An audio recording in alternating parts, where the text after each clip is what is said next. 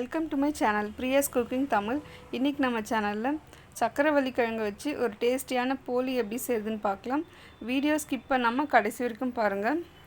First இதுக்கு மாவு ready பண்ணிக்கலாம். அதுக்கு ஒரு மிக்சிங் பவுலில் 1 கப் மைதா சேர்த்துக்கோங்க. இது கூட கொஞ்சமாக உப்பு சேர்த்துக்கோங்க. கலருக்காக கொஞ்சமாக மஞ்சள் தூள் சேர்த்துக்கோங்க. இப்போ இது எல்லாத்தையும் நல்லா கலந்து விட்டுக்கோங்க. இப்போ இதில் கொஞ்சம் கொஞ்சமாக தண்ணி சேர்த்து நல்லா சாஃப்டாக பிசைஞ்சு எடுத்துக்கோங்க. இது கூட கொஞ்சமாக எண்ணெய் சேர்த்துக்கோங்க. எண்ணெய் சேர்த்து நல்லா பிசைஞ்சுக்கோங்க.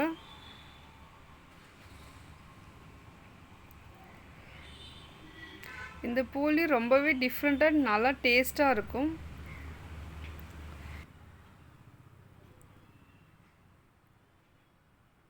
இந்தளவுக்கு நல்லா சாஃப்டாக பிசைஞ்சு எடுத்துக்கோங்க. இப்போ போலிக்கு மாவு ரெடி ஆகிடுச்சு. இப்போ இதில் கொஞ்சமாக எண்ணெய் சேர்த்து இன்னும் நல்லா அழுத்தி பிசைஞ்சுக்கோங்க. இப்போ இது ஒரு 1/2 அன் ஹவர் நல்லா ஊற வச்சுக்கோங்க. இப்போ இந்த போலிக்கு ஸ்டஃபிங் ரெடி பண்ணிக்கலாம். அதுக்கு சக்கரவள்ளி கிழங்கு ஒரு 3-4 விசில் வச்சு வேக வச்சு எடுத்துக்கோங்க. இப்போ இதோட தோல் உரித்து தனியாக எடுத்து வச்சுக்கோங்க. இதே மாதிரி எல்லா சக்கரவள்ளி கிழங்கோட தோலையும் உரித்து எடுத்து வச்சுக்கோங்க. இப்போ இதை நல்லா மசிச்சு எடுத்துக்கோங்க. இந்த மாதிரி கையிலே நல்லா மசிச்சு எடுத்துக்கோங்க. அப்படி இல்லைன்னா மேஷர் வச்சு நல்லா மசிச்சுக்கோங்க.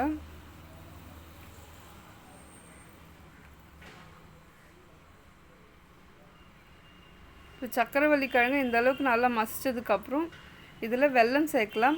1/2 கப் வெல்லம் சேர்த்துக்கோங்க. சக்கரவள்ளி கிழங்கு ஸ்வீட்டாக தான் இருக்கும், அதனால் 1/2 கப் போதும். உங்களுக்கு எக்ஸ்ட்ரா வேணும்னா சேர்த்துக்கலாம். இப்போ இதில் வாசனைக்காக கொஞ்சமாக ஏலக்காய் தூள் சேர்த்துக்கோங்க. இப்போ இது எல்லாத்தையும் நல்லா பிசைஞ்சு எடுத்துக்கோங்க.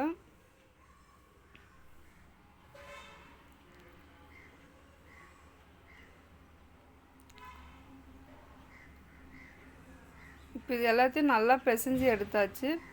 ஸ்டஃபிங் ரெடி ஆகிடுச்சு. இப்போ போலி செய்ய ஸ்டார்ட் பண்ணிடலாம். இப்போது மாவு நல்லா ஊறி இருக்குது.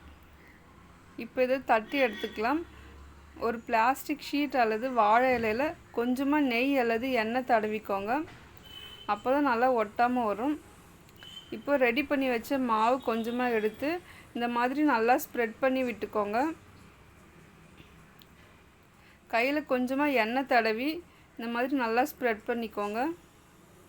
இப்போ இதில் ரெடி பண்ணி வச்ச சக்கரவள்ளி கிழங்கு ஸ்டஃபிங்கை கொஞ்சமாக உருட்டி இந்த மாவில் வச்சுருங்க. இப்போ இதை நல்லா க்ளோஸ் பண்ணிக்கோங்க. இந்த மாதிரி நல்லா க்ளோஸ் பண்ணிவிட்டு தட்டி எடுத்துக்கோங்க.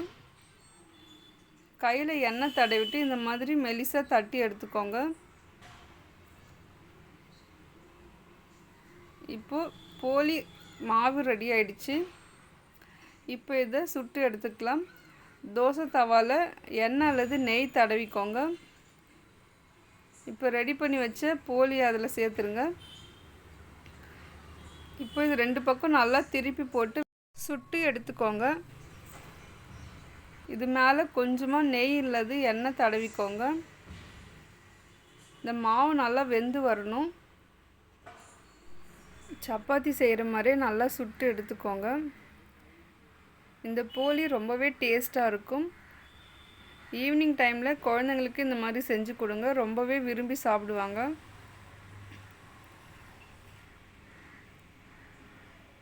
இப்போ சக்கரவள்ளி கிழங்கு போலி ரெடி ஆகிடுச்சு.